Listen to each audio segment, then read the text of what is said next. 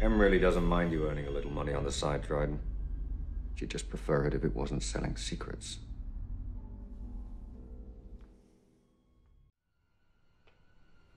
Shame. We barely got to know each other. I know where you keep your gun. True. How did he die? Your contact? Not well.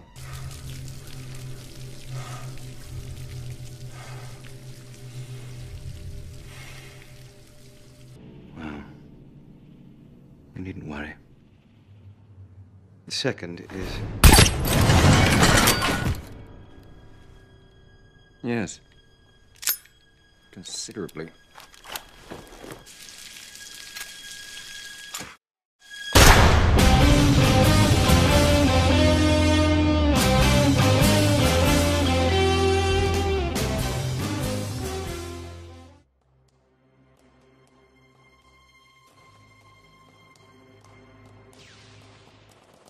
The name's Dexter, Kirsty Dexter, and welcome to my screen life all about James Bond. Specifically, I'll be talking about why I love the character, my views on the representation of Bond women throughout the films, and how the films have stayed true to their British origin. I was first introduced to James Bond when I was very young. My mum encouraged me and my siblings to watch the films whenever they were on TV, and so my interest grew for this exciting, new action-packed world. Die Another Day is a film I avidly remember. The villain, a man with a diamond-studded face, Bond, energetic and cool, and the setting, a place made entirely of ice. I had never seen anything so entertaining. The franchise then developed into incredible games which I soon found myself playing with my brother. The games allowed me to play as the character, which I found was an amazing experience. One thing that really intrigued me as I watched the Bond films at an older age was the extreme gender stereotypes. Women were treated as less important than men, and nearly all women in the Bond films threw themselves at James Bond.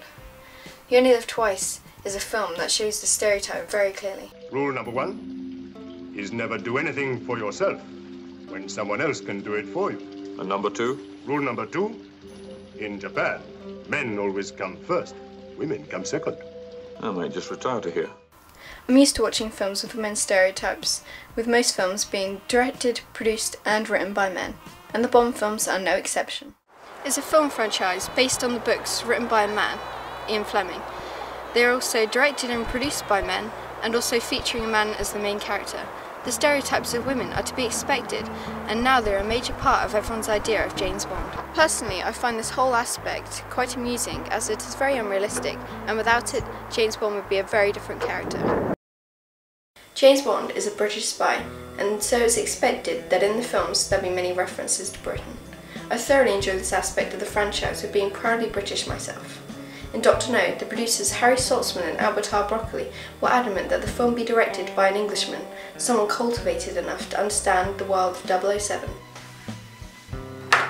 Just watching Bond save Fort Knox in Goldfinger promotes British pride for the audience, and whether Bond is flying with a parachute or falling under the hand of a villain, the theme is constantly there. One of my favourite aspects of the films has got to be the cars. The first iconic Bond car was the Aston Martin DB5, beauty of a car. After it was seen in Goldfinger, the sales of the DB5 increased, and so it became the classic iconic Bond car that was further anticipated in the Bond films. The DB5 returned in Thunderball, laden with exciting new gadgets courtesy of Q, which further increased my interest in this brilliant car. It was further seen in GoldenEye, Casino Royale and Skyfall, which shows that even only 50 years after its first debut, it was a popular, well-loved car that paved the way for 4 different types of Aston Martin cars to feature in the Bond films. But the Aston Martin was not the only type of car to catch my eye. The Lotus Esprit S1, which was only featured in The Spy Who Loved Me. Now this car was unique in that it transformed into a submarine, was equipped with missiles and even had a radar system. Q really acted himself on this one.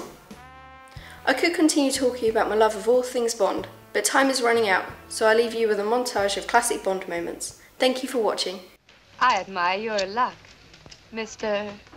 Bond. James Bond.